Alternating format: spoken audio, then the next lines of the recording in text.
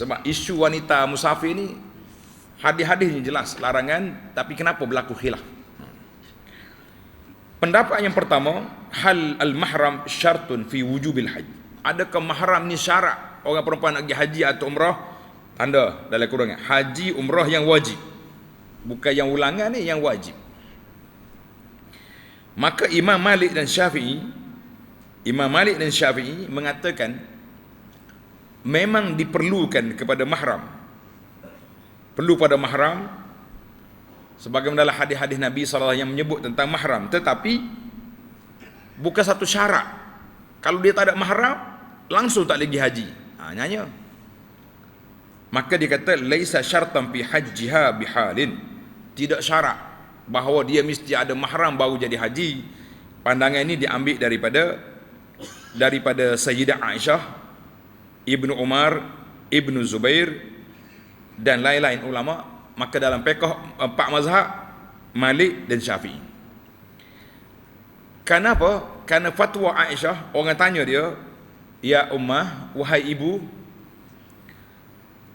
wanita ni tak boleh musafir, tak boleh nak pergi haji pun tak boleh sebab dia tak ada mahram. Faqalat laisa kullun nisa'i tajidu mahram. Aisyah kata bukan semua wanita ada mahram. Jadi maknanya kalaulah syarat itu, maka tak wajiblah bagi dia haji sedangkan dia sudah mampu. Dan itu di antara pandangan-pandangan yang disebut. Maka kata Syafi'i rahimahullah taala, takhruju ma'a hurratin muslimatin thiqah. Boleh dia pergi dengan syarat bersama dengan wanita-wanita yang baik, yang dipercayai, bukan wanita bahasa jenis yoya kata orang, maka dibenarkan. Inilah yang diterima pakai sekarang pun. Kalau tabung haji, kalau musim haji, dia letak dalam kumpulan wanita dan dikawal oleh pegawai-pegawai tabung haji, dikawal oleh ustaz-ustaz yang ustazah pembimbing. Kita kata insya-Allah.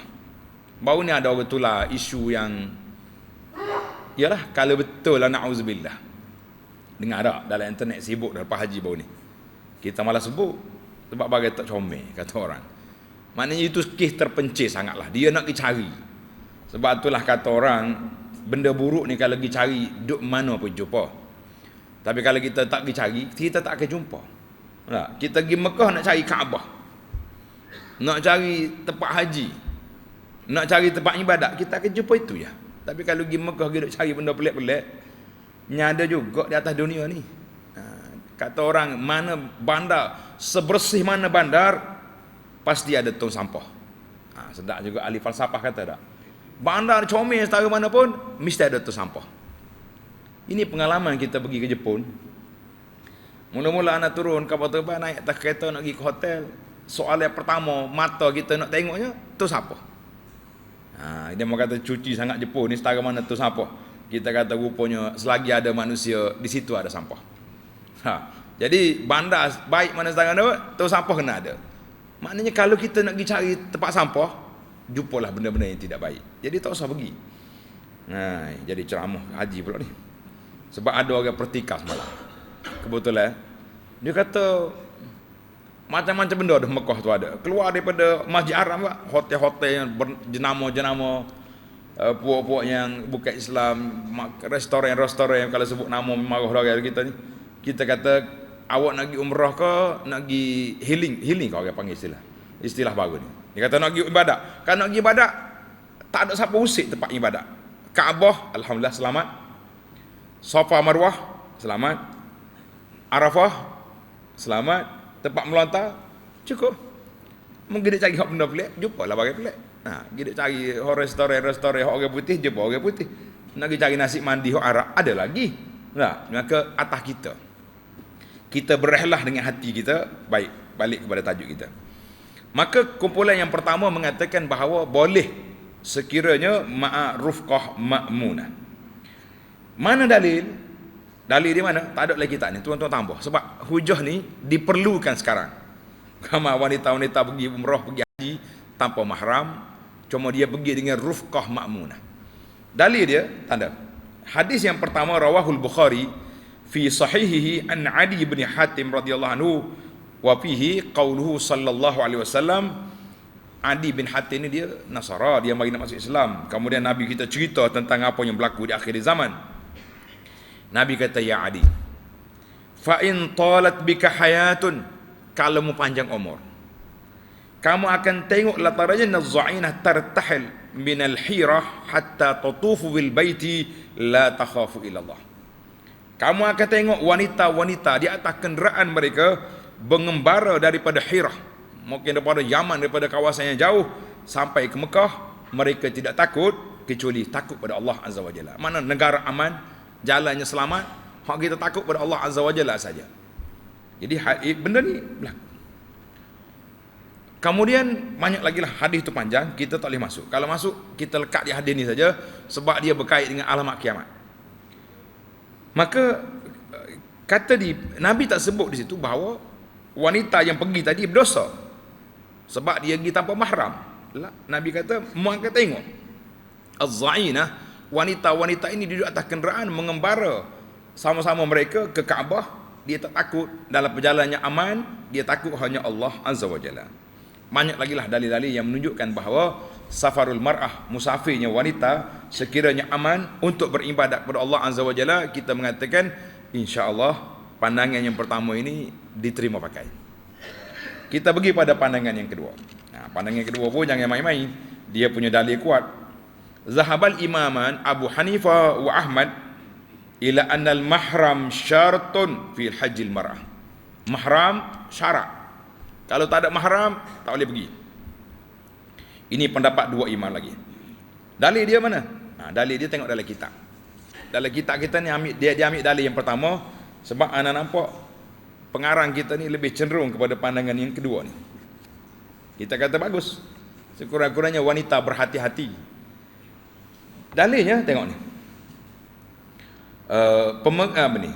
Kerana pemergian wanita seorang diri adalah haram, meskipun dalam satu rombongan, untuk mengelakkan kecenderungan dan pengkhianatan. Dalil dianya daripada Abdullah bin Abbas radhiyallahu anhu annahu sami'a an-nabiy sallallahu alaihi wasallam yakhutubu yaqul, Nabi kita bersabda, la yakhluwanna rajulun bimra'atin illa wa ma'hazu mahramin wa la tusafirul mar'atu illa ma'azi mahramin. Faqama rajulun faqala ya Rasulullah inna imra'ati kharajat hajatan wa inni kutibtu fi ghazwati kadza wa kadza. Qala sallallahu alaihi wasallam fantalik fahuja ma'a imra'atik. Jelas di sini. Ibnu Abbas kata dia dengar Rasulullah bersabda, janganlah kamu bersunyi-sunyi seorang laki-laki dengan seorang perempuan melainkan ada bersamanya mahram. Dan janganlah perempuan itu musafir melainkan bersama dengan mahramnya. Jelas hadis ini. Maka bangun seorang laki-laki bertanya, wahai Rasulullah sallallahu alaihi wasallam, sesungguhnya isteriku telah keluar untuk mengerjakan haji. Dia kata imraati, isteri dia nak pergi kerja haji. Sedangkan saya telah tersenarai dalam rombongan tentera, pasukan tentera yang nak pergi berperang. Dia askar, masuk dalam senarai nak pergi perang. Bini dia nak pergi haji. Macam mana? Faqala sallallahu alaihi wasallam, Nabi kata apa? Fantalik fahujja ma'a imra'atik. Nabi kata pergilah, kisah namamu dalam tentera, pergi haji bersama dengan isteri. Hadis ini muttafaqun alaih. Tengok hadis yang kedua. Sabda Nabi sallallahu alaihi wasallam, la yahillu limra'atin tusafiru masirati yaumin wa lailatin illa ma'azi mahramin 'alaiha. Tidak halal bagi seorang perempuan musafir sejauh perjalanan sehari, masiratu yaumin wa lailah, sehari satu malam. Sehari satu malam ni bukan dengan kapal terbang, bukan dengan kereta. Dulu jalan kaki. Maka dia kira sehari semalam ni dua marhalah. Dua marhalah tu maknanya cukup boleh musafir, boleh qasas semaya. Dekat ya dua marhalah ni 80 km lebih je. Tapi uruh tu berubahlah sikit kan. Kena ada mahram. Hadis ini muttafaqun alaih. Dalam riwayat lain tulis an Abi Sa'id Al-Khudri radhiyallahu anhu, la tusafirul mar'atu masiratu yaumaini illa wa ma'ha zawjuha aw zu mahramin. Tidak halal, tidak boleh musafir seorang wanita perjalanan 2 hari kecuali bersama dengan suami dia ataupun mahram. Hadis ini dalam Bukhari. Hadis ini dalam Bukhari. Maka kita kata kesimpulan boleh wanita ni pergi sekiranya ada keamanan dan bersama dengan wanita-wanita thiqah ma'munah yang dipercayai. Tetapi pandangan yang kedua juga tidak boleh diketepikan, sebab hadis-hadis yang berasal larangan musafir wanita ini sahih. Maka seeloknya kita tak usah ambil yang khilaf-khilaf tu, kita ambil yang baik. Sama ada dia pergi dengan suami dia ataupun dia pergi dengan mahram dia yang lain, kita kata itu yang terbaik. Wallahu a'lam.